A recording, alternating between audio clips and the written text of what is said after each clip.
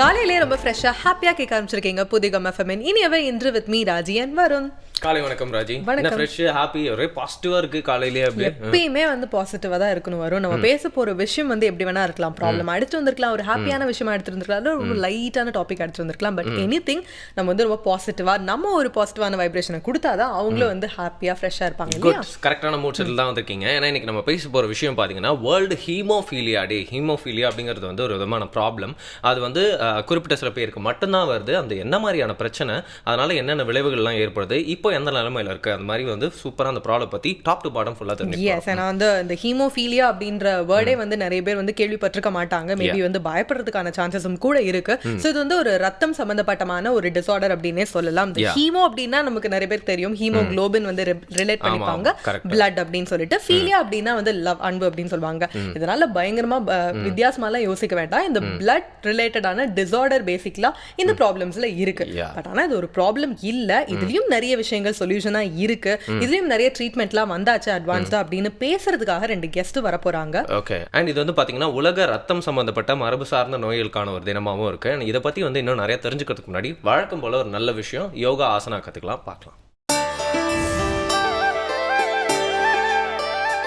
பொதுவாக இந்த உடல் இறுக்கம் எதனால் ஏற்படுகிறது என்றால், காலையிலிருந்து மாலை வரை நாம் பல்வேறு பணிகளை மேற்கொள்கிறோம். அலுவலகங்கள், கல்விக்கூடங்கள், தொழிற்சாலைகள், இப்படியாக பல இடங்களிலே நாம் பணிகள் வேலைகள் செய்யும் பொழுது மன இறுக்கம், கோபம், சண்டை, கவலை போன்ற காரணங்களினால், மன இறுக்கத்தினால் உடலிலே உள் உறுப்புகளில் சிறிய சிறிய சிறிய முடிச்சுகள் எல்லாம் விழுகிறது.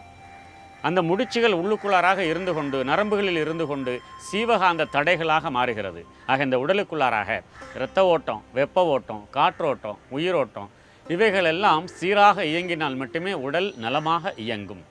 அவ்வாறு இந்த இரத்த ஓட்டம், வெப்ப ஓட்டம், காற்றோட்டத்தில் வேக குறையோ, வேகத்தடையோ, குழப்பமோ, திசை மாற்றமோ ஏற்பட்டதேயானால் அதனை வலி என்றும், இடத்தாலும் காலத்தாலும் நீடிக்கும் பொழுது அதனை நோய் என்றும், தாங்க முடியாத பொழுது மரணம் என்றும் சொல்லப்படுகிறது. ஆக இந்த உடலுக்குள்ளாராக இந்த இறுக்கங்களை தவிர்ப்பதற்காக இந்த உடல் தேய்த்தல் பயிற்சியை நாம் இப்பொழுது செய்ய இருக்கிறோம். ஆக இந்த பயிற்சியை நாம் செய்யும் பொழுது படுத்துக்கொண்டு செய்ய வேண்டும்.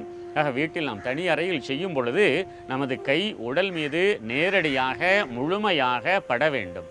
அப்பொழுது பாவனை என்னவெனில், நமது கையிலிருந்து காந்த சக்தி உடலுக்குள் போகிறது என்கிற பாவனை அவசியம். இப்போ இந்த பயிற்சியை நாம் எப்படி செய்கிறது அப்படிங்கிறத பார்க்கலாம். முதல்ல இடது பக்கமாக திரும்பி வலது கையை ஊன்றி மெதுவாக படுத்துக்கொள்ளலாம்.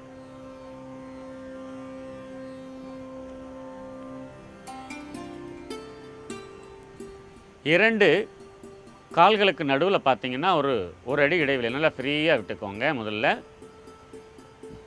2 கைகளையும் ஆகாயத்தை பார்த்து வச்சுக்கோங்க. உடல் நல்லா தளர்வாக இருக்கணும். உடல் செல்கள் எல்லாம் தளர்வாக இருக்கிறது என்கிற பாவனை அவசியம். இப்போது வலது கையை எடுத்துகிட்டு தொப்புளுக்கு மேலே, அதாவது தொப்புளுக்கும் மார்பு குழிக்கும் சென்டரில் வயிற்று பகுதியில் வச்சுட்டு தொப்புளை சுற்றி மெதுவாக ஒரு சிறிய அழுத்தம் கொடுத்து வலச்சொல்லாம் தேய்ச்சி விடுங்க. மெதுவாக தேய்ச்சி விடுங்க. 1 2 3. இப்போ இடச்சொல்லலாம் முழு கையையும் பயன்படுத்தணும். 1 2 3. மீண்டும் வலச்சொல்லலாக 1 2 3. வயிற்று பகுதியை நாம் சுற்றி முடிச்சிட்டோம். அதே வலது கையை எடுத்துகிட்டு இடது மார்புக்கு மேலே வச்சு இந்த வலது கை தோள்பட்டையை நோக்கி, வலது தோள்பட்டை நோக்கி வெளிப்புறமாக மெதுவாக கொண்டு சென்று உள்புறமாக கொண்டு ஒரு சிறிய அழுத்தம் கொடுத்து தேய்க்கலாம். 1 2 3. இப்போ உள்புறமாக ஸ்டார்ட். 1 2 3. மீண்டும் வெளிப்புறமாக ஸ்டார்ட். 1 2 3. இப்போ கையை கீழே வச்சுட்டு அதே மாதிரி இடது கை எடுத்துகிட்டு வலது மார்புக்கு மேலே வச்சுக்கோங்க. இப்போது உங்களுடைய இடது கை வலது தோள்பட்டையை நோக்கி, அதாவது வெளிப்புறமாக மெதுவாக கொண்டு செல்ல வேண்டும். கீழே கொண்டுட்டு வாங்க. இப்போ கழுத்து நோயை சுற்றுங்க. 1 2 3. மீண்டும் உள்புறமாக ஸ்டார்ட். 1 2 3 மீண்டும் வெளிப்புறமாக ஸ்டார்ட் 1 2 3 இப்போ கையை கீழே வச்சுக்கோங்க. இப்போல்லாம் இந்த மாதிரி ஆசனாலாம் பார்த்தீங்கல்ல, கையை காலெலாம் வளைச்சி பண்ணுவாங்க. சில இதெல்லாம் வந்து சிம்பிள் ஆசனாஸாக கூட இருக்கும். பட் அந்த மாதிரி ஆசனாஸ்லாம் கற்றுக்கிறதுலாம் கூட கொஞ்சம் காம்ப்ளிகேட்டடாக இருக்கும் போல் இந்த மாதிரி ஹீமோஃபீலியாலாம் இருக்கவங்களுக்கு. ஏன்னா அதில் வந்து அவங்களுக்கு சாதாரண ஆக்டிவிட்டீஸ்லாம் நிறையா பண்ணும்போது இன்டர்னல் ப்ளீடிங்லாம் கூட வரதுக்கு வாய்ப்பு இருக்கும். நெட்டில் படித்தேன். ஆமாம், இது ஒரு காமனான ஒரு டிசீஸ் வந்து இப்படி ஒரு எப்பயாச்சும் வரும். இல்லை இப்படி வந்துச்சு அப்படின்னா வந்து இதுக்கான சொல்யூஷன் இருக்குது. வீட்டில் இருக்கிறவங்க கிட்ட இல்லை அந்த டிசீஸ் ஹோல்டருக்கே வந்துட்டு இந்த மாதிரியான எதிர்ப்பு சக்தியாக இருக்கட்டும், இல்லை வந்து அதை ஃபேஸ் பண்ணுறதுக்கான தைரியமும் அதிகமாக இருக்கும். ஆனால் இந்த டிசீஸை பொறுத்த வரைக்கும் எதுக்கு வருது, எப்போ வருது, வந்தா என்ன பண்றது, எப்படி பேர் பண்றது அப்படின்றதே தெரியாத ஒரு நிலைமையில இருக்கு அப்படின்னு கூட சொல்லலாம். பட் இதை விட டீட்டெயிலாக சொல்றதுக்காக கெஸ்ட் வர போறாங்க. பட் அதுக்கு முன்னாடி நம்ம நிகழ்ச்சியில நிறைய செக்மெண்ட்ஸ் இருக்கு. பட் அதெல்லாம் பார்க்கறதுக்கு முன்னாடி ஒரு குட்டி பிரேக் போயிட்டு இல்லாமா? புதிய FM ஸ்டேஷன்ல இது இனியவை இன்று.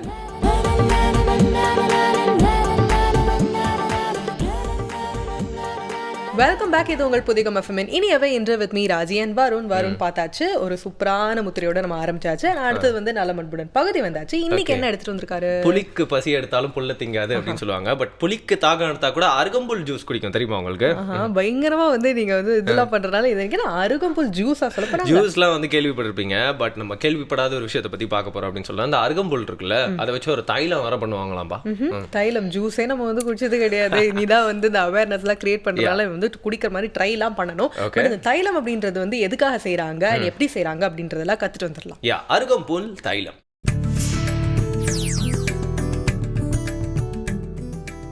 நலம் அன்புடன் பகுதியில் வீட்டில் இருக்க வேண்டிய, வீட்டில் எளிதாக தயார் செய்து கொள்ளக்கூடிய மருந்துகளை பற்றி பார்த்துட்டு இருக்கோம்.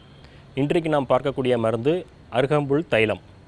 தைலம்னு ஏதோ பெரிய ப்ராசஸ் சொல்ல போகிறாருன்னு பயந்துட வேண்டாம். ரொம்ப சிம்பிளாக நம்ம வீட்டிலே தயார் செய்து கொள்ளக்கூடிய ஒரு மருந்தாக தான் இருக்க போகுது. அருகம்புல் நம்ம எல்லாருக்குமே தெரியும், வீட்டு பக்கத்துலேயே இருக்கும். அந்த அருகம்புல்லும் அதிமதுரம், தேங்காய் எண்ணெய், இது மூன்றும் சேர்ந்து நம்ம காய்ச்ச போகிறோம். அதான் அருகம்புல் தைலம். அருகம்புல் சாறு தண்ணீர் விடாமல் இடித்து எடுக்கக்கூடிய சாராக இருக்கணும். அந்த அருகம்புல் சாறு ஒரு 100 மில்லி அளவு எடுத்துக்கிட்டிங்கன்னா, அதிமதுரம் வந்து ஒரு 10 கிராம் அளவு, ரெண்டையும் சேர்த்து தேங்காய் எண்ணெயோட சேர்த்து கொதிக்க வைக்கணும். 100 மில்லி அருகம்புல் சாறை எடுத்துக்கிறோன்னா தேங்காய் எண்ணெய் ஒரு 100 மில்லி அளவு எடுக்கலாம். எல்லாத்தையும் சேர்த்து நம்ம எரிக்கணும். சிம்மில் வச்சு எரிக்கணும், அதிகமாக தீ இருக்கக்கூடாது. எரிக்கும்போது அந்த சாறு வந்து வற்றிக்கிட்டே வரும். அந்த எரிக்கும்போது சாறு வற்றிக்கிட்டே வரும்போது அந்த சலசலப்பு ஒளி இருந்துக்கிட்டே இருக்கும். சாறு இருக்கும்போது அந்த சலசலப்பு ஒளி அடங்கின உடனே அந்த தைலம் ரெடி ஆயிடுச்சுன்னு அர்த்தம். அதை நம்ம வடிகட்டி எடுத்துக்கணும்.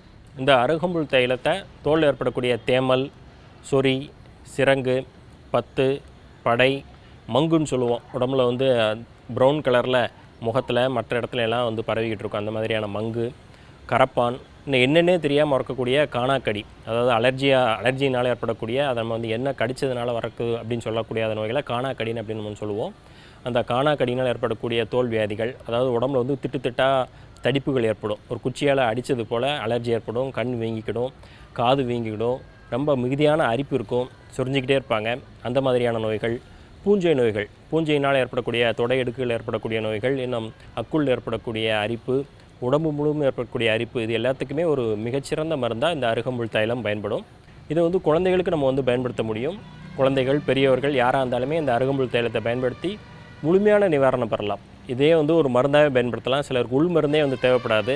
ஆரம்ப நிலையில் இருக்கிற நோய்களாக இருந்ததுன்னா இந்த அருகம்புல் தைலத்தை தேய்ச்சிக்கிட்டு இருந்தாலே அந்த நோய்கள்லேருந்து முற்றிலுமாக நிவாரணம் பெற முடியும்.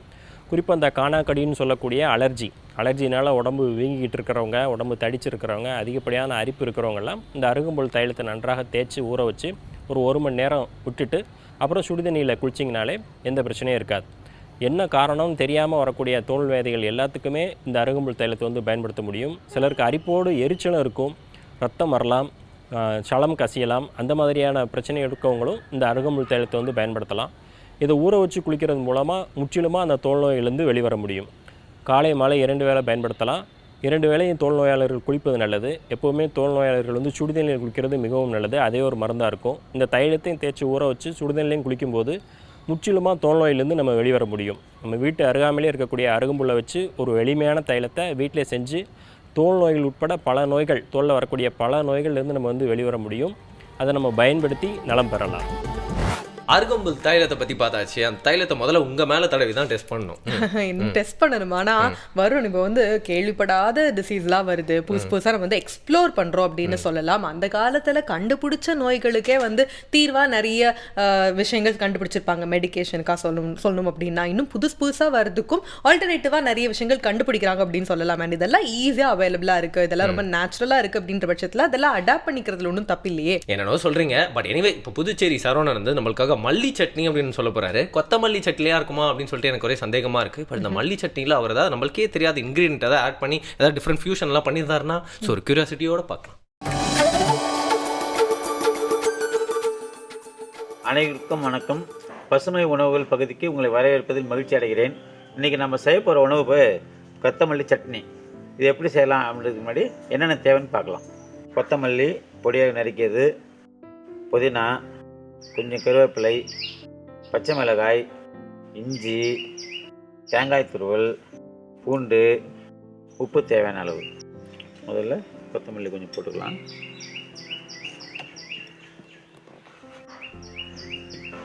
கொஞ்சம் தேங்காய் துருவல்,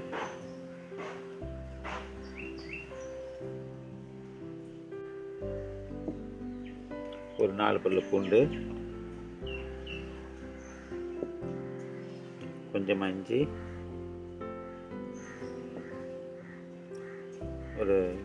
இந்த மிளகாய் அதிகமாக காரம் இருக்காது, அதனால தான் பெரிய மிளகாய் போடுறேன். நீங்கள் காரம் இருந்ததுன்னா கம்மியாக போட்டுக்கலாம். கொஞ்சம் புதினா, தேவையான அளவு உப்பு, ஒரு 1/2 ஸ்பூன் அளவு உப்பு,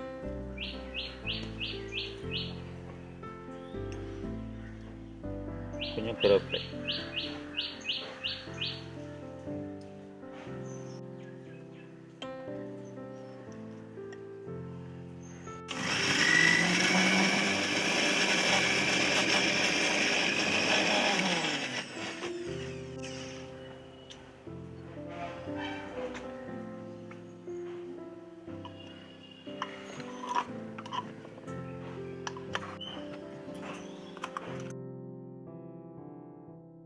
இப்போ கொத்தமல்லி சட்னி தயாராக இருக்குது.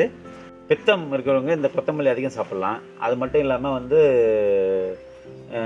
செரிமான கோளாறு உள்ளவங்களும் இந்த கொத்தமல்லி சாப்பிட்லாம், இந்த சட்னியாக சாப்பிட்லாம். அதை கொத்தமல்லி ஜூஸாவோ ஏதோ சாப்பிட முடியாதவங்க இந்த சாப்பாடு கூட கலந்து சாப்பிடும்போது அந்த சாப்பாட்டில் உள்ள பித்தத்தையும் சரி கட்டும். தனியாகவும் பித்தம் உள்ளவங்களுக்கு இது கொத்தமல்லி சாப்பிட்றதுக்கு இதாகும். இது ரெகுலராக சாப்பிடக்கூடிய ஒரு நல்ல உணவு. வேறு ஒரு நல்ல உணவோட அடுத்த நேரத்தை சந்திக்கலாம். நன்றி. ஓகே வருண், சமையல் தெரியாத உங்களுக்கே இவ்வளோ கியூரியாசிட்டி இருந்துச்சு அப்படின்னா சமையல் நிறைய தெரிஞ்சிருக்கும். எல்லாருக்கும் பசிக்கும். புரியுது, உங்களுக்கான டைம் தான் வந்தாச்சு. பட் அதுக்கு முன்னாடி இறையன்பு சார் வரப்போறாங்க இல்லையா? ஏன்னா அதுக்கும் தேவையான ப்ரிப்பரேஷன்லாம், மென்டல் ப்ரிப்பரேஷன்லாம் வந்து பண்ணி எடுத்துட்டு வர போறோம். ஒரு குட்டி பிரேக் போயிட்டு வந்துடலாம். இது உங்கள் புதிய எஃப்எம் இனியவை இன்று.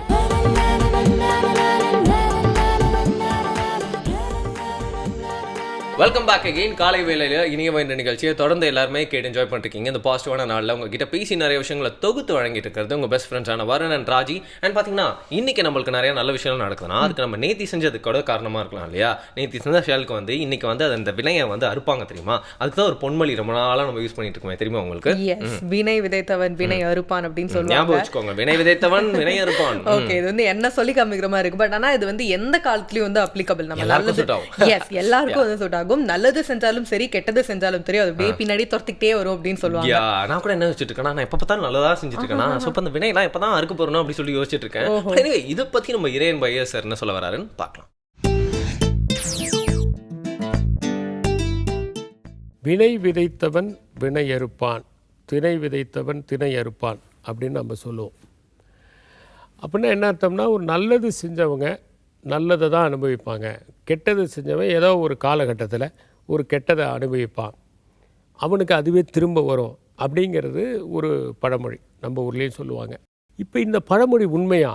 இப்போ சரித்திரத்தை எடுத்து பார்த்திங்கன்னா, அந்த ஹீரோஸ் ஆஃப் ஹிஸ்ட்ரி அப்படின்னு தொகுத்தார் தன்னுடைய அந்த ஹிஸ்ட்ரி ஆஃப் சிவிலைசேஷன் பெரிய பெரிய வால்யூம் எழுதின அந்த வில் டியூரண்ட் தொகுக்கும்போது கடைசியில் சொல்கிறாரு, சரித்திரத்தை நீங்கள் ஆழமாக படித்து பார்த்தீங்கன்னா கெட்டது செஞ்சவெல்லாம் ரொம்ப கஷ்டப்பட்டு தான் சாவாங்கிறதுக்கு எந்த விதமான எவிடன்ஸும் இல்லை அப்படின்னு சொல்கிறார். இப்போ பார்த்தீங்கன்னா தைமூர் பயங்கரமாக சாவான் அப்படின்னு எதிர்பார்த்தா ரொம்ப சாதாரணமாக ஒரு சின்ன காய்ச்சல் செத்து போனான்.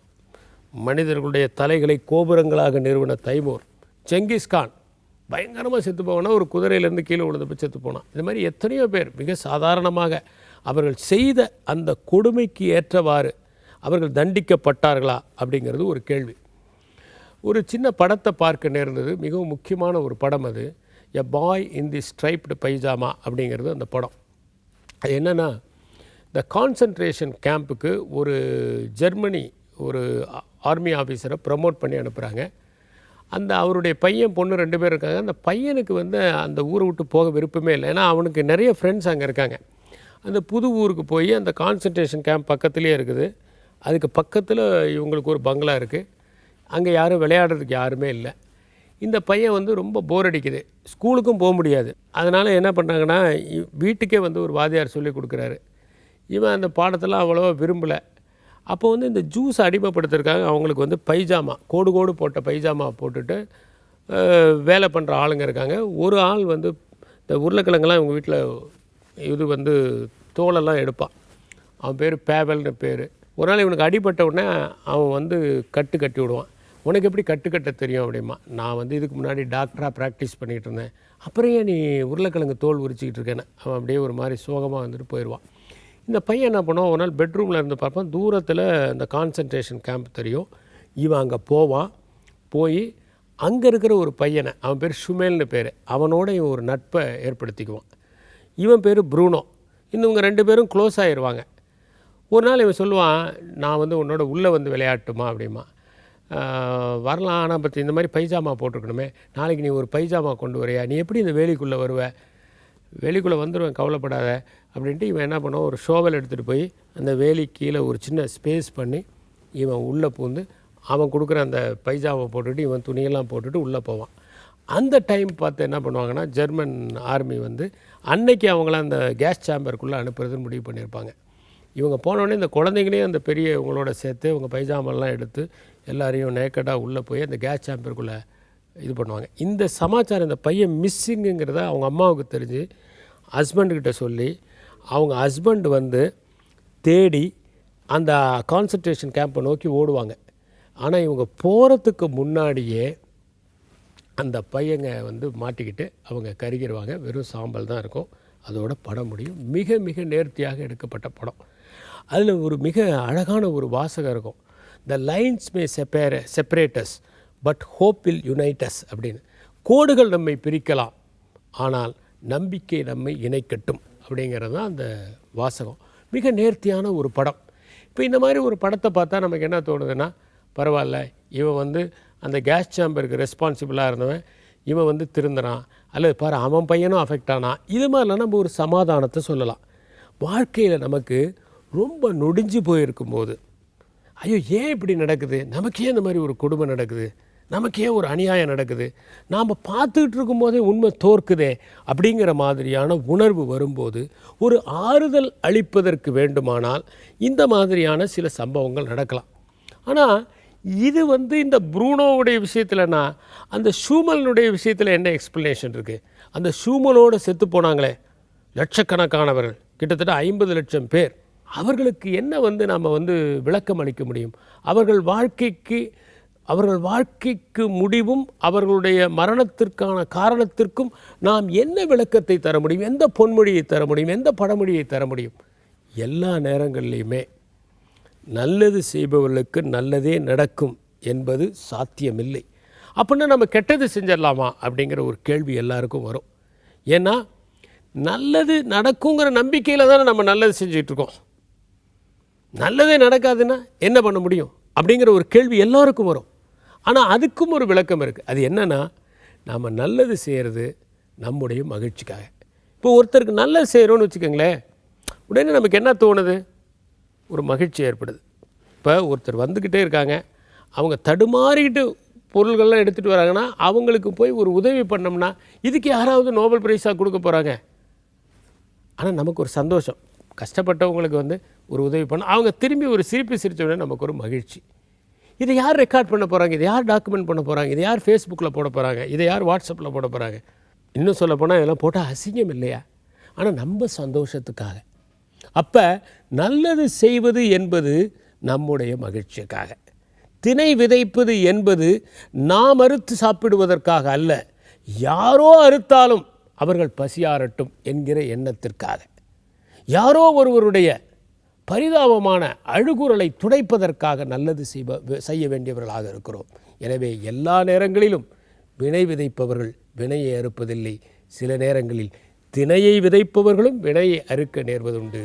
நன்றி, வணக்கம்.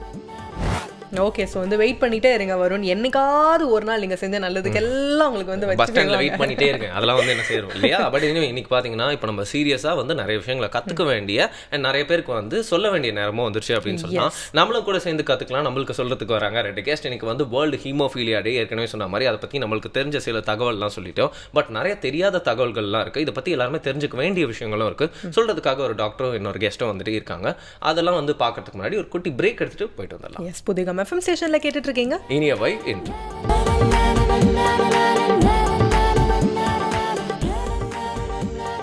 Welcome back. இது உங்கள் புதிகம் எஃப்எம்மின் இனியவை இன்று with me Raji and Varun.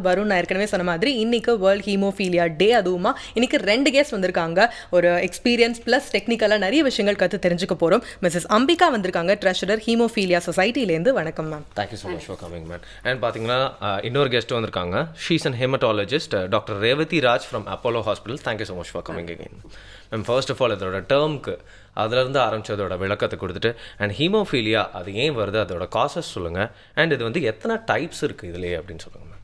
So ஹீமோஃபீலியான்றது ஒரு இரத்த கசிவு நோய். நம்ம உடலில் ரத்தம் கட்டுறதுக்கு 3 ஸ்டெப்ஸ் நடக்குது. முதல்ல இரத்த குழா ஏதாவது ஒன்று அடிபட்டோன்னா முதல் ஸ்டெப் இரத்த குழா சுருங்கணும். 2வது ஸ்டெப்பு உடலில் பிளேட்லெட் அணுக்கள் இருக்குது. இந்த பிளேட்லெட் அணுக்கள் எல்லாம் அங்கே வந்து ஒன்றோட ஒன்று ஒட்டிட்டு ரத்த கசிவை நிறுத்தணும்.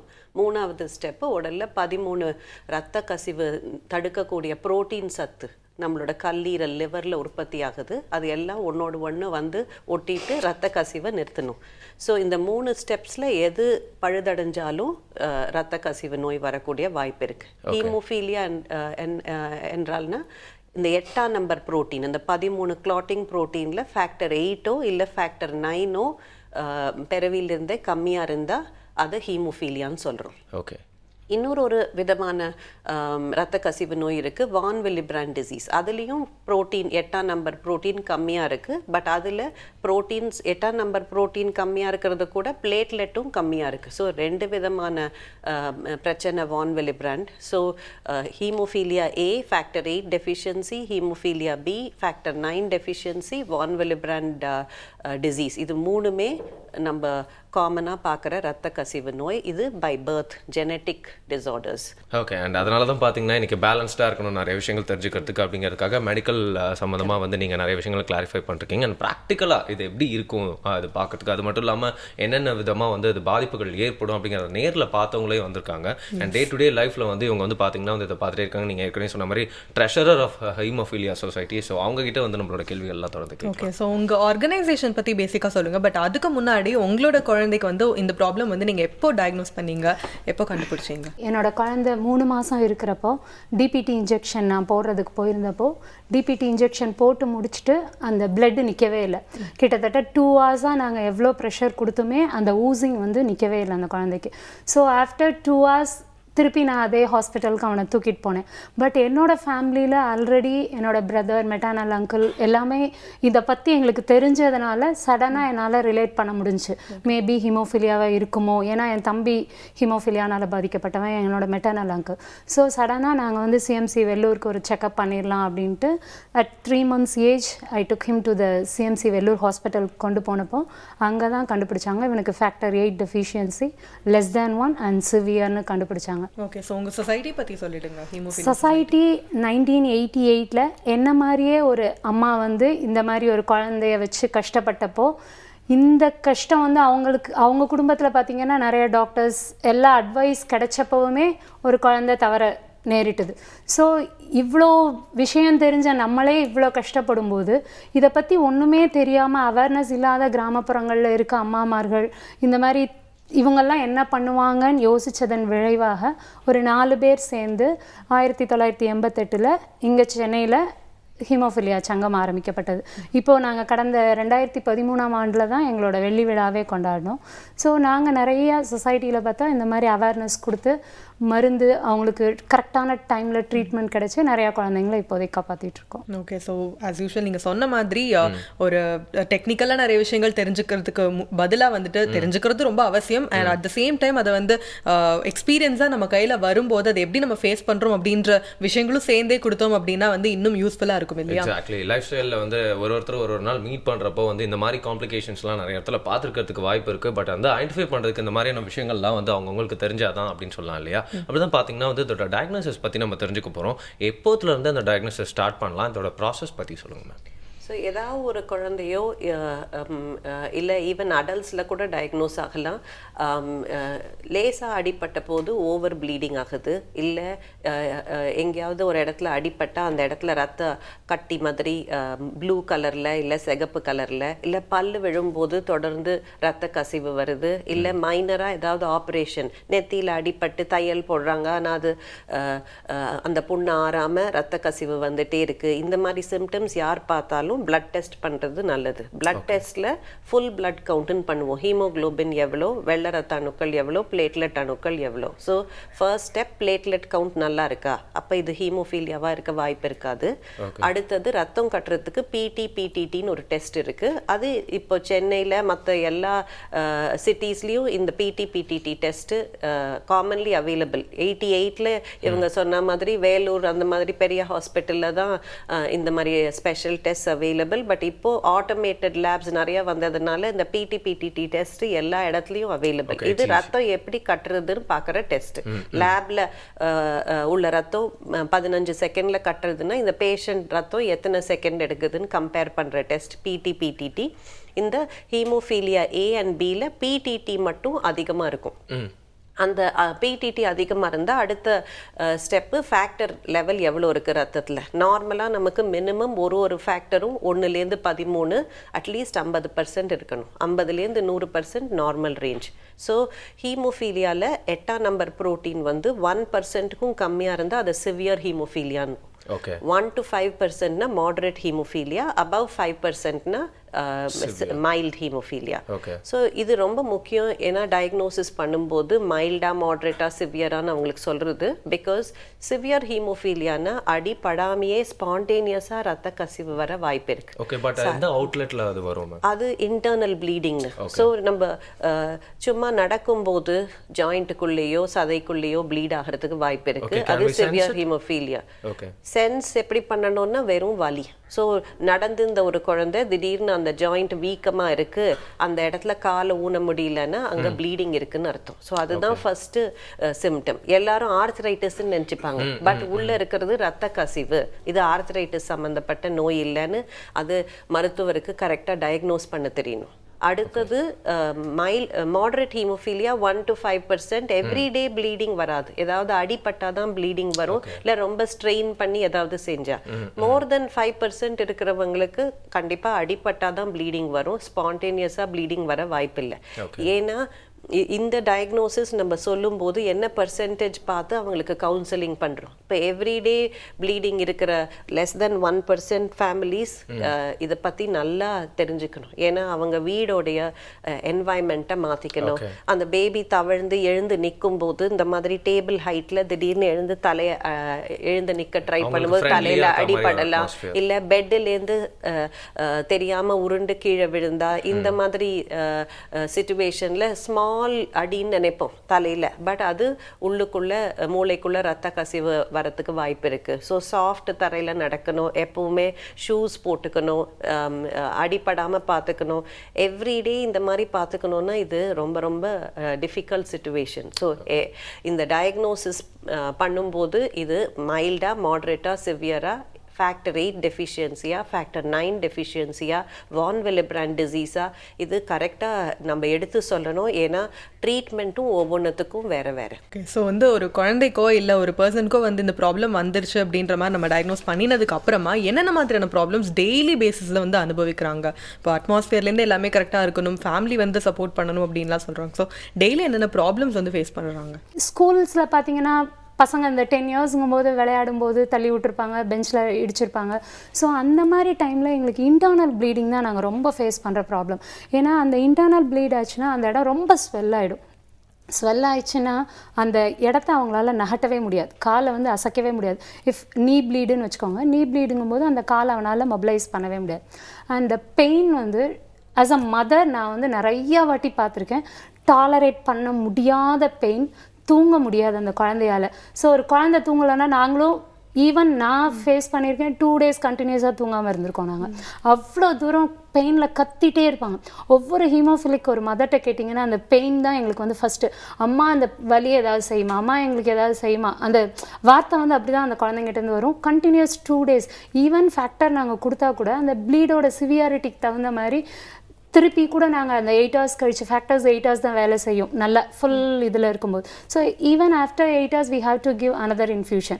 ஸோ அந்த மாதிரி இன்ஃப்யூஷன் கொடுக்குற வரைக்கும் அந்த பெயின் ரொம்ப ஜாஸ்தி இருந்ததுன்னா அது செட்டில் டவுன் ஆகிறதுக்கே இட் வில் டேக் 1 day.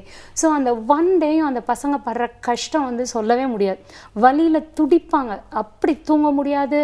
ஒரு டிவி சவுண்டு கூட அவங்களுக்கு கேட்கக்கூடாது. அந்த டிவி சவுண்ட் கேட்டால் கூட அம்மா எனக்கு ஏதோ ஆகுது, வைப்ரேட் ஆகுது, ரொம்ப கஷ்டப்படுவாங்க. அண்ட் எவ்ரிடே ப்ராப்ளங்கும் போது அதர் தன் திஸ் ப்ளீட் ஸ்கூல்ஸில் நாங்கள் ஃபேஸ் பண்ணுறது என்னென்னா, இந்த பிரச்சனையை சொல்லி நாங்கள் அட்மிஷன் வாங்கினோன்னா எந்த ஸ்கூலும் எங்களை அக்செப்ட் பண்ணாது. பிகாஸ் ஏன் ஒரு ரெஸ்பான்சிபிலிட்டி ஜாஸ்தி நான் எடுத்துக்கணும் அப்படிங்கிற மாதிரி அவங்களோட பாயிண்ட் ஆஃப் வியூலேருந்து பார்க்கும்போது இதுதான் டே டு டே இதில் நான் ஃபேஸ் பண்ணுறது. அட் அ சிச்சுவேஷனில் அப்படி நான் ஃபீல் பண்ணுறேன். ஓகே, ஸோ வந்து இது ஒரு டிசீஸாக இருந்தாலும் கூட இதோட சோர்ஸ் எங்கே அப்படின்னு தோண்டி எடுத்து பார்த்தோம் அப்படின்னா ப்ரெக்னன்சி காலத்திலே வந்து இதை வந்து ஈஸியாக டயக்னோஸ் பண்ண முடியும். அண்ட் அதுக்கான அவேர்னஸும் வந்து டாக்டர்ஸ்லேருந்து, பேஷண்ட்ஸ்லேருந்து, இல்லை வந்து கர்ப்பமாக இருக்கிற அந்த தாயிலேருந்து, ஃபேமிலியிலேருந்து எல்லாருக்குமே வந்து தெரிஞ்சிருக்கணும் அப்படின்ற நிறைய விஷயங்கள் சொல்லிட்டு இருக்காங்க இல்லையா? ஜெனரலாக ஒரு ஸ்டிக்மா இருக்குது இந்தியாவில் தான் பார்த்தீங்கன்னா நிறைய விதமான ப்ராப்ளம்லாம் இருக்குது அப்படின்னு சொல்லிட்டு. பட் மெடிக்கல் டூரிசம் அப்படின்னு சொல்லிட்டு இந்தியாவுக்கு எங்கெங்கேருந்தோ வந்துட்டு இருக்காங்க. ஏன் பாகிஸ்தானில் இருந்தால் கூட இங்கே வந்து ட்ரீட்மெண்ட்லாம் எடுத்துகிட்டு இருக்காங்க அப்படின்னு சொல்லலாம். இங்கே வந்து பெஸ்ட் டாக்டர்ஸ்லாம் இருக்காங்க. ஸோ அவங்கள போய் நம்ம அணுகி என்னென்ன விஷயங்கள்லாம் தெரிஞ்சுக்கணுமோ அதை தெரிஞ்சுக்கணும். பட் இன்னைக்கு அதுக்கு ஒரு வாய்ப்பு நம்ம ஷோலேயே அமைஞ்சிருக்கு அப்படின்னு சொல்லலாம். தொடர்ந்து நிறைய விஷயங்கள் தெரிஞ்சுக்கலாம். ஒரு குட்டி பிரேக் அப்புறம் புதிய எஃப்எம் ஸ்டேஷனில் கேட்டுட்டு இருக்கீங்க இனிய வை இன்று.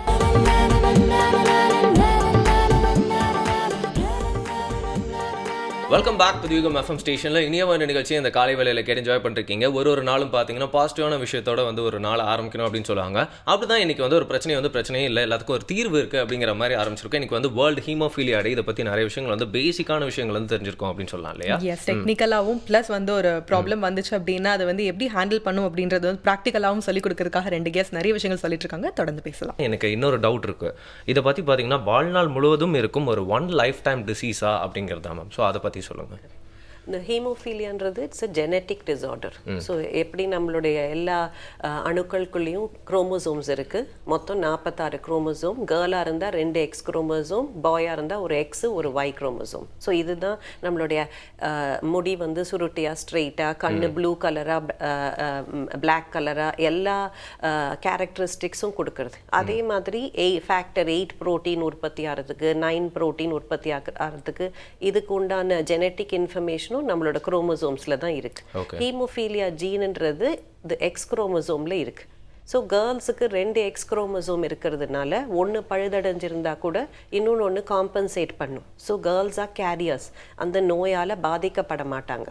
வெரஸ் ஒரு பாய் எடுத்தீங்கன்னா ஒரு X குரோமோசோம் தான் இருக்குது, இன்னொன்று Y. அந்த இருக்கிற ஒரு X குரோமோசோம் பழுதடைஞ்சு இருந்ததுன்னா அது 8ஆம் நம்பர் புரோட்டீன் செய்யறதுக்கு உண்டான எந்த இன்ஃபர்மேஷனும் கிடையாது. So girls are careers and boys manifest the disease. So இப்போ ஒரு குடும்பத்தில் எடுத்தீங்கன்னா குவீன் விக்டோரியா ஃபேமிலி கூட ஹீமோஃபீலியா ஃபேமிலி. ஸோ கேர்ள்ஸ் எல்லாம் கேரியர்ஸ், பட் பாய்ஸ்க்கு டிசீஸ் அஃபெக்ட் ஆகுது. ஒரு கேரியராக இருக்கிறதுக்கு உங்களுக்கு சான்ஸு 50-50%. பாயாக இருந்தால் நோய் வந்து அஃபெக்ட் ஆகிறதுக்கு சான்ஸு 50-50%. அண்ட் இப்போ because it's a genetic problem, எந்த ஃபேக்டர் 8 லெவலோட நம்ம பிறக்கிறோமோ அதுதான் லைஃப் லாங் அதே. ஸோ இப்போ less than 1%னா அதே less than 1% தான் லைஃப் லாங். ஸோ அதை வயசாக சரியாக போய்டுன்ற மாதிரி கிடையாது. So it is a life long problem. So முதல்லேருந்தே அந்த ஃபேமிலிக்கு மெடிக்கல் அண்ட் சோஷியல் கவுன்சிலிங் என்னென்னலாம் பண்ணணுமோ எல்லாமே செய்யணும். ஸோ ஃபார் எக்ஸாம்பிள் எங்களுக்கு நாங்கள் மெடிக்கல் சைடில் ஃபேஸ் பண்ணுற biggest problem general practitioners obstetrics இப்போ மகப்பேரெல்லாம் பார்க்குற டாக்டர்ஸில் அவேர்னஸ் ரொம்ப கம்மி ஹீமோஃபீலியா பற்றி. ஸோ இப்போ பிகாஸ் ஈவன் மெடிக்கல் ஃபீல்டில் we have to raise awareness. So இப்போ ஒரு ப்ரெக்னன்சியில் ஒருத்தவங்க வராங்கன்னா உங்கள் ஃபேமிலியில் ஏதாவது ப்ளீடிங் ப்ராப்ளம் இருக்கா, ஜெனட்டிக் ப்ராப்ளம் இருக்கான்னு கேட்டிருந்தா தென் அது வராமல் தடுக்கிறதுக்கு இப்போ நிறைய வழி இருக்குது. பட் அதை பற்றி நம்ம ஹிஸ்ட்ரி கேட்டிருந்தோன்னா, ஃபார் எக்ஸாம்பிள் இவங்களை எடுத்துட்டா இப்போ நான் ப்ரெக்னெண்ட்டாக இருக்கேன் அப்படின்னு சொன்னால் ஃபேமிலி ஹிஸ்ட்ரி ஆஃப் ப்ளீடிங் ஏதாவது இருந்தால் முதல்லையே நம்ம இந்த பேபி அஃபெக்டாக இருக்கா இல்லையான்னு டெஸ்ட் பண்ணுறதுக்கு வழி இருக்குது. So we are trying our best even obstetric and medical ப்ராக்டிஷனர்ஸில் அவேர்னஸ் ரைஸ் பண்ணுறதுக்கு. ஸோ ஹீமோஃபீலியா எந்த ஜெனட்டிக் ப்ராப்ளமாக இருந்தாலும் இருக்கா இல்லையா ஃபேமிலி ஹிஸ்ட்ரி கேட்டுக்கணும். அண்ட் பர்டிகுலர்லி விமன் பார்க்கறதுக்கு நார்மலாக இருப்பாங்க. பட் மேல் பேபிஸ் அதுவும் பிறக்கும் போது நல்லா இருப்பாங்க, அதுக்கப்புறம் தான் டயக்னோஸ் ஆகுது. ஸோ இது பற்றி அவேர்னஸ் இருந்தால் தான் வராமல் தடுக்க முடியும். And because it is a life long problem, medical இஷ்யூஸில் மெயின் ஃபேக்டர் 8 அது எப்படி கொடுக்கணும், அவங்களுக்கு ட்ரெயின் பண்ணணும். நிறையா மெடிக்கல் ப்ராக்டிஷனர்ஸ் இப்போ ஒரு எமர்ஜென்சின்னு போனால் ப்ளீடிங் இருக்குது, இந்த ஃபேக்டர் 8 ப்ரோட்டீன் நிறையா பேஷண்ட்ஸ் கையில் வச்சுருப்பாங்க. ஏன்னா இட்ஸ் பவுடர் ஃபார்ம், ஃப்ரிட்ஜில் வச்சுக்கலாம். எமர்ஜென்சிக்கு ப்ளீடிங் இருக்குது, குழந்தை நடக்கும்போது தடிக்கி விழுந்து நாக்கு கட் பண்ணிட்டாங்க இல்லை உதடு கட் பண்ணிட்டாங்க, ப்ளீட் ஆகுது. இந்த நரம்பில் இந்த ஃபேக்டர் 8 ப்ரோட்டீனை ஏற்றணும். ஜஸ்ட் ஒரு வெயின் பிடிச்சு ப்ரோட்டீன் ஏற்றணும். ஆனால் நிறைய பேர் பயப்படுவாங்க, இல்லை நீங்கள் பெரிய ஹாஸ்பிட்டலுக்கே போயிடுங்கன்னு. பட் ஆஸ் ஃபர்ஸ்ட் எய்ட் கொடுக்கறதுக்கு முன் வரணும். If they are carrying the factor 8, அந்த ஃபேக்டர் 8னால ரியாக்ஷன் எதுவும் வராது. அந்த ப்ரோட்டீனை பவுடரை அந்த வாட்டர் ஃபார் இன்ஜெக்ஷனில் கரைச்சி நரம்பில் ஏற்றினா bleeding immediately it will stop. First aid எப்போவுமே ப்ரெஷர், எங்கே அடிபட்டிருந்தாலும் அந்த இடத்த ப்ரெஷர் போட்டு ஐஸ் பேக் போட்டு ப்ளீடிங் நிறுத்துறதுக்கு. இப்போ நோஸ் ப்ளீட் வந்ததுன்னா அதுக்கு ஐஸ் பேக் ப்ரெஷர் போட்டு ஃபர்ஸ்ட் எய்ட் கொடுக்கறதுக்கு all of us should know. But the problem 2 days a week life long injection போடணும். And these medicines are costly. எப்படி ஃபேக்டர் 8 உற்பத்தி ஆகுது? ஒரு 1000 பிளட் டோனர் பிளட் எடுத்துக்கிறாங்க, அதில் பிளாஸ்மா செகப்பிரத்தாணுக்கள் அண்ட் பிளாஸ்மாவை செப்பரேட் பண்ணணும். அந்த பிளாஸ்மா சொல்கிற எல்லோ திரவம் அதில் தான் ஃபேக்டர் 8 ப்ரோட்டீன் இருக்குது. ஸோ 1000 பிளட் டோனர்ஸோட பிளாஸ்மாவை எடுத்து அதில் உள்ள ஃபேக்டரை ஃபேக்ட்ரியில் பிரிக்கணும், ஃபேக்டர் 8 மட்டும். அதை கான்சன்ட்ரேட்டாக பாட்டிலில் வருது. So this is a human blood product. So அதுக்கு சேஃப்டி ஸ்டாண்டர்ட்ஸ் தேவை. ஸோ பிளாஸ்மாவுக்கு நிறைய சேஃப்டி ஸ்டாண்டர்ட்ஸ் தேவை. ஸோ காஸ்ட்டும் ஒரு யூனிட்டும் கிட்டத்தட்ட 10 ரூபா. ஸோ ஆன் ஆவரேஜ் ஸ்மால் சில்ட்ரனுக்கு 500 யூனிட்ஸ் தேவை. வளர வளர பர் கேஜி பாடி வெயிட் பார்த்தீங்கன்னா சில சமயம் 2500 3000 யூனிட் கூட தேவைப்படும். So cost is a big issue. And இது கண்டிப்பாக without government subsidy regular factor ஏற்றுறது ரொம்ப கஷ்டம். அண்ட் அதர் அட்வான்சஸ் இப்போது பிளாஸ்மாலேருந்து வராமல் சிந்தட்டிக் ஃபேக்டர் 8 வந்திருக்கு, ரீகாம்பினன்ட் ஃபேக்டர் 8. பட் அகெயின் இது கெமிக்கல் ப்ராடக்டாக இருக்கிறதுனால காஸ்ட்டு இதை விட டபுளாக இருக்குது. ஓகே, காஸ்ட்டை பற்றி ஒரு பேஷண்ட் பேசுறது எப்பவுமே யூஸ்வலாக இருக்கும். பட் ஒரு டாக்டரே சொல்கிறது இன்னும் கொஞ்சம் ரிலீஃபாக இருக்குது அப்படின்னு நினைக்கிறத பற்றி தெரிஞ்சுக்கிறதுக்கு. அண்ட் இன்ஃபேக்ட் அதை பற்றி பேசிட்டு இருக்கும்போது பார்த்தீங்கன்னா ஃபர்ஸ்ட் எய்ட் அப்படிங்கிறது எல்லாருமே தெரிஞ்சு வச்சுக்கணும் அப்படிங்கிறத பட்சது மட்டும் இல்லாமல் எல்லா டாக்டர்ஸ்க்கும் இதை பற்றின ஒரு அவேர்னஸ் இருக்கணும் அப்படின்னு நீங்கள் சொன்னது ஒரு ஸ்ட்ராங் பாயிண்டாக தெரிஞ்சது இல்லையா? ஓகே, அண்ட் டாக்டர் சொன்னாங்க. பட் ஆனால் பர்சனலாக நீங்கள் எப்படி இதை ஹேண்டில் பண்ணீங்க? இந்த ட்ரீட்மெண்ட்டாக இருக்கட்டும் ரொம்ப காஸ்ட்லி அப்படின்ற மாதிரி சொன்னாங்க. ஸோ பர்சனலாக நீங்கள் எப்படி ஹேண்டில் பண்ணீங்க? ப்ளஸ் இந்த சொசைட்டியில் ஃபினான்ஷியலாக இதுக்கான சப்போர்ட்டும் பப்ளிக் கொடுக்குறீங்களா? எஸ், இது ஒரு ரொம்ப நல்ல கேள்வி. பர்சனலாக ஆஸ் அ மதர், டாக்டர் சொன்ன மாதிரி நாங்கள் எங்கேயாவது ஒரு எமர்ஜென்சி ஒரு ஊருக்கு போகிறோன்னா எப்போவுமே எங்கள் சொசைட்டியில் நாங்கள் அமௌண்ட் கொடுத்து அந்த ஃபேக்டரை வாங்கிக்கணும். காஸ்ட்டுன்னு சொன்னால் நான் எப்படி ரிலேட் பண்ணுறேன்னா, இப்போ என் குழந்தை 10 வயசு, அவனோட பாடி கேஜ் 25 kgனா நான் கிட்டத்தட்ட 1 கிராம் ஒரு சின்ன ப்ளீட் ஒரு மினிமல் 250 யூனிட்ஸ் கொடுக்கணுன்னா 1 கிராம் தங்கம் வாங்குகிற காசை தூக்கி நான் வைக்கணும். அதுவும் ஒரு 8 மணி நேரம் வேலை செய்யக்கூடிய மருந்துக்கு. ஸோ ஆன் அன் ஆவரேஜ் என்னோடய குழந்தை சிவியாரிட்டி லெவல் ஜாஸ்திங்கிறதுனால என் குழந்தை மாதத்துக்கு மினிமம் ஒரு 4 times ப்ளீட் ஆகிறானா ஒரு 1/2 பவுண்ட் தங்கம் நான் எப்படி வாங்கணுமோ அதுக்குள்ளே காசு எடுத்து நான் வைக்கணும். ஸோ ஒரு மிடில் கிளாஸோ அல்லது ஒரு அப்பர் மிடில் கிளாஸோ அல்லது ஒரு புவர் ஃபேமிலியோ இந்த காஸ்ட்டை யாராலையுமே பேர் பண்ணிக்க முடியாது. ஈவன் எவ்வளோ பெரிய ஒரு ரிச் இது இருந்தாலும் இந்த சிவியாரிட்டி less than 1 இருக்கிற பேஷண்ட்ஸ்க்கு வந்து ஸ்பான்டேனியஸ் ப்ளீட் காலையில் எந்திரிக்கும் போது ப்ளீட் வரும்போது நான் 500 யூனிட்ஸ் இன்னைக்கு கொடுத்துருப்பேன், மறுநாள் திருப்பி அதே ப்ளீட் வர சான்ஸ் இருக்கும். ஸோ யாராலையுமே இந்த காஸ்ட்டை வந்து அஃபோர்ட் பண்ண முடியாது. அதுதான் எங்களுக்கு இருக்கிற பிக் பெரிய ஒரு ப்ராப்ளம். ஸோ எங்கள் சொசைட்டியில் வர டொனேஷன்ஸ் வச்சு நாங்கள் ரொம்ப பிலோ பாவர்ட்டி லைனில் இருந்தால் அவங்களுக்கு ஃப்ரீ ஆஃப் காஸ்ட்டில் அந்த மெடிசன் கிடைக்க ஹெல்ப் பண்ணுறோம். அண்ட் ஃபேமிலி பேக்ரவுண்டுக்கு தகுந்த மாதிரி எனக்குன்னா ஒரு ரேட் ஓரளவு சப்சிடைஸ் ரேட்டில் கொடுத்துட்ருக்கோம். பட் எவ்வளோ தான் சொசைட்டி ஹெல்ப் பண்ணாலும் கவர்மெண்ட் இதை கையில் எடுத்து எங்களுக்கு ஃப்ரீ ஃபேக்டராக கொடுக்குற வரைக்கும் அதுக்கு தீர்வு கிடையாது. ஏன்னா இது வந்து நான் நார்மல் ப்ளீடு பற்றி பேசிகிட்ருக்கேன். இப்போ டாக்டர் சொன்ன மாதிரி ஒரு ஐசி ப்ளீட்லாம் வரும்போது எங்களுக்கு ஃபேக்டர் எவ்வளோ தேவைப்படும்னே சொல்ல முடியாது, லட்சக்கணக்கில் அதுக்கு செலவாகும். அப்போ ஒரு நார்மல் ஃபேமிலியால் அதை ஹேண்டில் பண்ணவே முடியாது. ஸோ எங்கள் சொசைட்டி அதுக்காக பயங்கரமாக முயற்சி எடுத்து இவ்வளோ நாள் முயற்சி பண்ணதன் விளைவாக இப்போ 2010 அனைத்து மருத்துவக் கல்லூரி மருத்துவமனைகள்லையும் இப்போ எங்களுக்கு வந்து ஃபேக்டர் வந்து ஃப்ரீ ஆஃப் காஸ்ட்டில் கிடைக்கிது. பட் இதுலேயும் எனக்கு ஒரே ஒரு சின்ன விஷயம் என்ன சொல்ல விரும்புகிறேன்னா, மருத்துவக் கல்லூரி மருத்துவமனைகளில் கிடைச்சாலும் கிராமத்தில் இருந்து வர்ற பேஷண்ட்ஸ் வந்து அந்த இடத்துக்கு வர்றது ரொம்ப கஷ்டம். ப்ளீடோட நான் சொல்கிறேன், அந்த காலை அசைச்சா கூட அந்த குழந்தைங்க அப்படி கத்துவாங்க.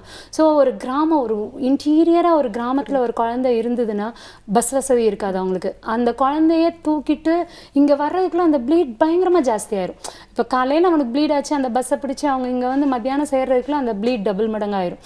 ஸோ அதுக்கு அனைத்து ஆரம்ப சுகாதார மையங்களில் இந்த மருந்து வந்து எங்களுக்கு வர்ற மாதிரி கவர்மெண்ட் ஏதாவது பண்ணுச்சுன்னா அது ஒரு பெரிய வரப்பிரசாதமாக இந்த ஹீமோஃபிலிக்ஸுக்கு இருக்கும். அண்ட் இன்னைக்கு நம்ம பேசிட்டு இருக்கோம் அப்படின்னா வந்து மெயின் மோட்டிவே வந்து இதுக்கு பற்றின அவேர்னஸ் எல்லாருக்கும் இருக்கணும் அப்படின்னு தான். பட் இப்போ ஸ்டேட் பார்த்தீங்கன்னா வந்து நம்மளோட இந்தியாவில் இருக்கட்டும் இல்லை தமிழ்நாட்டில் இருக்கட்டும், இதை பற்றின அவேர்னஸ் எந்த அளவுக்கு எல்லாருக்கும் இருக்குது அப்படின்னு சொல்லுவாங்க ma'am? Awareness is definitely coming. In a Hemophilia Society of India, HFI நிறைய வேலை செஞ்சிருக்கு. எவ்ரி சிட்டி எவ்ரி ஸ்டேட்ல ஒரு HFI சாப்டர் இருக்கு. மோஸ்ட்லி ஹீமோஃபீலியாவில் எவ்ரிடே பெயின் இருக்கிறதுனால இந்த மாதிரி பேரண்ட்ஸாக ஃபார்ம் பண்ணுற சொசைட்டி. பிகாஸ் ஒரு பேரண்ட் அஃபெக்ட் ஆனாங்கன்னா இந்த மாதிரி மற்ற பேரண்ட்ஸையும் வி ஷுட் ஹெல்ப் அப்படின்னு ஃபார்ம் பண்ண. So it's mainly patient driven. And Mrs Ambika மாதிரி people you should really admire. Because mostly நம்ம சொசைட்டியில் ஸ்டிக்மா இருக்கு. If I have a problem அதை பற்றி பேச விருப்பப்பட மாட்டாங்க. But I have this problem, I want to help அதர்ஸ்னு வந்து if you want to help others and talk about it, அது it's a very big thing. So இதுவே first step in awareness. Second step medical பாப்புலேஷனுக்கு சொல்லணும் that இந்த மாதிரி பேஷண்ட்ஸ்க்கு treatment பண்ணுறதுக்கு பயப்படக்கூடாது. ஏன்னா ப்ளீடிங் ப்ராப்ளம் இருக்குது, அதுக்கு ஃபேக்டர் இருக்குது. அது எப்படி ஃபேக்டர் கொடுத்து வி கேன் சப்போர்ட் தெம். எல்லா ஸ்மால் டிஸ்ட்ரிக்ட்ஸ் அண்ட் டவுன்ஸில் இருக்கிற பீடியட்ரிஷியன்ஸ் இதை பற்றி தெரிஞ்சாங்கன்னா at least everyday bleeding it won't be a problem. Third வந்து ஆப்ஸ்டெட்ரிஷியன்ஸ் வராமல் தடுக்கிறதுக்கு ஜெனட்டிக் கவுன்சிலிங். ஏன்னா இப்போது கர்ப்பத்தில் இருக்கும்போதே செக் பண்ணுறதுக்கு நல்ல வசதி இருக்குது. ஸோ அந்த பர்டிகுலர் பேஷண்ட்டோடைய ஜீன் மியூட்டேஷன் என்ன, அதுக்கு ஒரு பிளட் டெஸ்ட் இருக்குது. அந்த ஜீன் மியூட்டேஷன் அந்த ஃபேமிலியோட நெக்ஸ்ட் ப்ரெக்னன்சியில் அந்த பேபிக்கு இருக்கா இல்லையா அது செக் பண்ணி இந்த பேபி அஃபெக்டட் நாட் அஃபெக்டட் அப்படின்னு சொல்கிறதுக்கு வித் கேரண்டி நல்ல மருத்துவ வசதிகள் இருக்குது.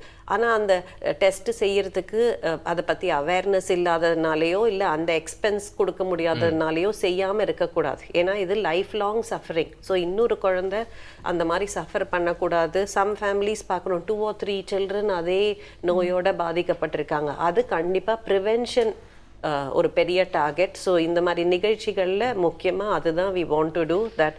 யாராவது if you see haemophilia patients அவங்களுக்கு சப்போர்ட்டிவாக பிளட் டொனேஷனுக்கு கொடுக்க முன் வரணும். இல்லை if you are running a school or any other agency way you can employ them, அவங்களுக்கு எம்ப்ளாய்மெண்ட் ஆப்பர்ச்சுனிட்டிஸ் இல்லை ஸ்கூலில் பார்ட்டிசிபேட் பண்ணுறதுக்கு கிவ் அன் ஆப்பர்ச்சுனிட்டி. நம்ம ஃபிசிக்கலாக சப்போர்ட் ஃபைனான்ஷியலாக சப்போர்ட் பண்ண முடியலன்னா கூட மாரல் சப்போர்ட் கொடுத்தா for them it will really boost their. Yes, it is very useful. So எல்லா விதத்துலையும் இந்த மாதிரி awareness programs will definitely help. வந்து ஃபர்ஸ்ட் பார்த்தீங்கன்னா வந்து எனக்கு ஹீமோஃபீலியா அப்படின்னா பேசிக்காக என்னன்னு எங்களுக்கு புரிய வச்சு அந்த லேர்னிங் வந்து இங்கேருந்தே ஆரம்பிச்சது அப்படின்னு சொல்லலாம். ஸோ எங்களுக்கு மட்டும் இல்லாமல் நிறைய பேருக்கு எனக்கு புதுசாக இதை பற்றி தெரிஞ்சிருப்பாங்க அப்படின்னு சொல்லலாம். அண்ட் இன்பேல் வந்து யாரையா பார்க்குறப்போ ரிலேட் பண்ணிப்பாங்க, நீங்கள் சொன்னதெல்லாம் எப்போவுமே ஞாபகம் வச்சுப்பாங்க அப்படின்னு சொல்லலாம். அண்ட் இது வந்து ஜென்ரேஷன் இப்போது மட்டும் இல்லாமல் அடுத்த ஜென்ரேஷனையும் அஃபெக்ட் பண்ணுற மாதிரியான ஒரு விஷயம் அப்படிங்கிறனால ஃபியூச்சரில் இந்த ப்ராப்ளம் கம்மியாச்சுன்னா இதை பற்றின அவேர்னஸ் எல்லாருக்கும் இருந்துச்சுன்னா அதில் உங்கள் 2 பேரோட பார்ட் கண்டிப்பாக இருக்கும். அண்ட் இன்றைக்கி வந்து உங்களோட வேர்ட்ஸையும் டைமையும் என் கூட ஸ்பெண்ட் பண்ணதுக்கு தேங்க்யூ ஸோ மச். தேங்க்யூ. நன்றி. ஓகே, தொடர்ந்து நம்ம நிகழ்ச்சியில் நிறைய விஷயங்கள் காத்துட்டு இருக்கு. ஆனால் அதுக்கு முன்னாடி ஒரு பிரேக் போயிட்டு வந்துடலாம். இது உங்கள் புதிகம் எஃப்எம் இனியவை என்று.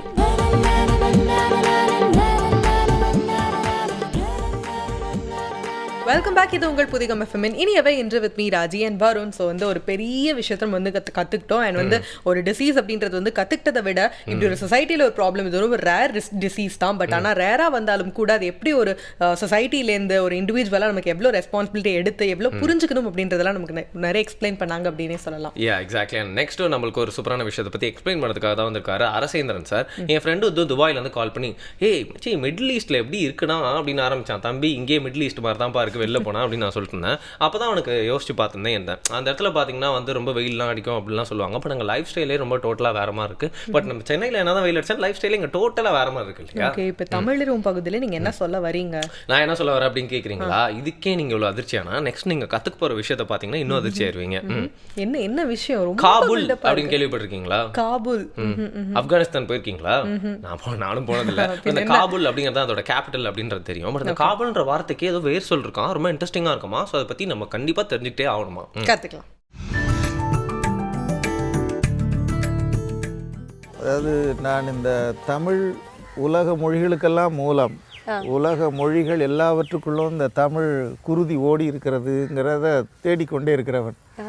அந்த அடிப்படையில் ஒரு நாள் இந்த உலக நாடுகளின் தலைநகரங்கள் பெயர்களெல்லாம் போய் கூகுளில் பட்டியலிட்டு பார்த்தேன். அந்த தலைநகரங்கள் பெயர்களெல்லாம் தமிழில் இருந்து எங்கேயாவது வந்திருக்குதான்னு. அப்படி பல தலைநகரங்களுக்கு தமிழ் பெயர் இருக்கிறது. கேட்கும்போதே சுவாரஸ்யமா இருக்கு, சொல்லுங்க ஐயா. அப்படி பார்த்த பொழுது இந்த காபூல்ங்கிறது ஆப்கானிஸ்தானினுடைய தலைநகரம் என்பது எல்லாருக்கும் தெரியும். அந்த காபூல்ங்கிற பேர் எப்படி வந்ததுங்கிறத படித்தேன். அவங்க சொன்னாங்க காபூல்ங்கிற பேர் எப்படி வந்ததுன்னு தெரியலை அப்படின்னு அறிஞர்கள் எழுதிட்டாங்க. ஆனால் அவங்க ஒரு வெளிச்சத்தை கொடுத்தாங்க அங்கேயே. இது முதலில் ஒரு ஆற்றை குறித்த பெயர், அதன் பிறகு அந்த ஆற்றங்கரையிலே இருந்த ஊரை குறித்தது அப்படின்னு எழுதியிருந்தாங்க. அப்பா இது நல்லா இருக்குதப்பான்னு சொல்லி அப்புறம்தான் நான் அதற்கு இணையாக பல செய்திகளை நான் அதுக்கு முன்னையும் படித்து வச்சுருந்ததால் அது எளிதாக அதுக்குள்ளே தமிழை கொண்டுட்டு போக முடிஞ்சது. கன்னம் என்றால் தமிழில் துளை. அன்னம் இட்ட வீட்டில் கன்னம் இடலாமா, செவத்தை துளைச்சி திருடக்கூடாது. அந்த கன்னக்கோல்னா கன்னத்தை துளையிடுகிற கோல், அதுதான் கன்னம்னா தமிழில் துளைன்னு பொருள். அந்த கன்னங்கிறது லாத்தின் மொழியில் கன்னா என்றே CANNA கன்னான்னா ஹோல் ஹாலோன்னு தான் பொருள். அந்த கன்னாவிலிருந்து தான் கேனல்ங்கிற சொல் வந்தது. ஆறு என்பது என்னென்னா ஒரு ஹாலோ பிளேஸில் ஓடி வர்றது. அந்த தமிழ் கன்னம் எப்படி கன்னாவாகி கேனல் ஆனதோ, நம்முடைய கேரளாவில் பழைய சேரநாட்டில் மலையாளத்தில் ஆலப்புழா, மலப்புழா, சங்கம்புழா, புழைனா தமிழில் தொலை, புழையில் ஓடி வர்றது மலை இடுக்குகளில் ஹாலோ பிளேஸில் ஓடி வர்றதால அதுக்கு ஆலப்புழா, மலப்புழா, சங்கப்புழா என்று ஆற்றை குறித்த சொல்லும் அந்த புழை என்ற தமிழிலிருந்து உருவானது தான். அதே போல் தமிழில் கப்பு என்றால் துளை, கப் அப்படின்னு கப்பு, அதெல்லாம் கப்புலேருந்து வந்தது தான். அது பெரிய ஆய்வு. கப்புன்னா மரத்தை துளையிட்டு அதை கடலில் நீர்நிலையில் பயன்படுத்துகிறோம் இல்லைங்களா, அதுக்கு தான் கப்புவல் கப்பல்னு பேர். அந்த கப்புங்கிறது ஒரு ஆழமான தமிழ் சொல். அதிலிருந்து தான் அந்த கேபின், கேபினெட், கேப்சூல், கப்பு எல்லாம் உருவானது. அந்த கப்புங்கிற துளை குறித்த சொல் தான் கப்பா என்று பெர்ஷியனில் போய் மக்கள் அந்த வழிபாடு செய்கின்ற ஒரு ஹாலோ பிளேஸையும் குறிச்சது. கபாவில், மெக்காவில் கபா இருக்குல்ல, அதெல்லாம் அந்த கப்புங்கிற துளையிலிருந்து உருவானது.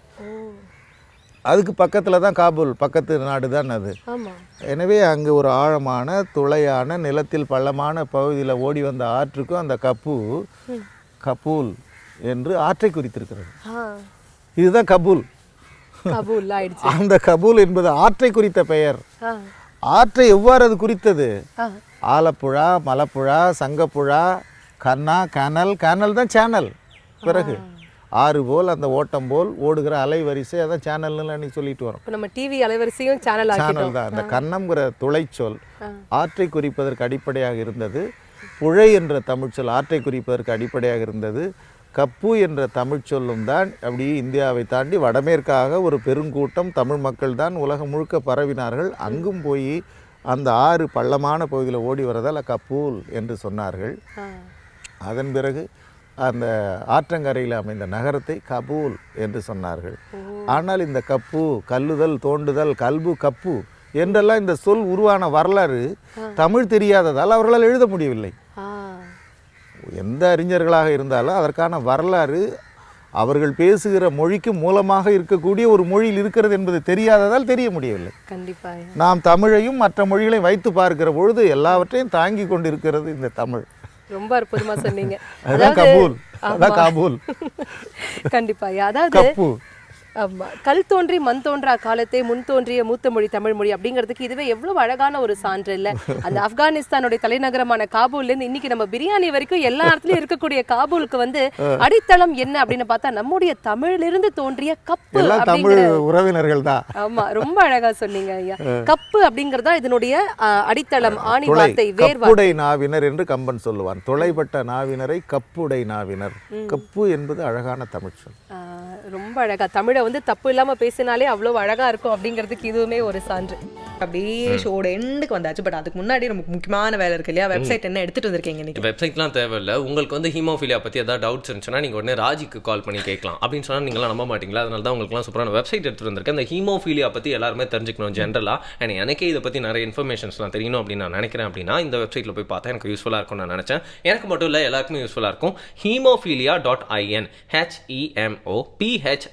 HEMOPHILIA.in ஹீமோஃபிலியா.in அப்படிங்கிற வெப்சைட்டில் போய் ஜென்ரலாக நீங்கள் ஹீமோஃபிலியா பற்றி எல்லா விஷயமும் தெரிஞ்சுக்கலாம். ஸ்டாட்ஸும் தெரிஞ்சுக்கலாம். இதை பற்றி எங்கெங்கெல்லாம் இதை பற்றி வந்து நிறைய விழிப்புணர்வு இருக்குது, எங்கெங்கெல்லாம் இந்த ப்ராப்ளம் நிறையா இருக்குது, அண்ட் நம்ம இந்தியாவில் இதுக்குண்டான ட்ரீட்மெண்ட்ஸ் என்ன.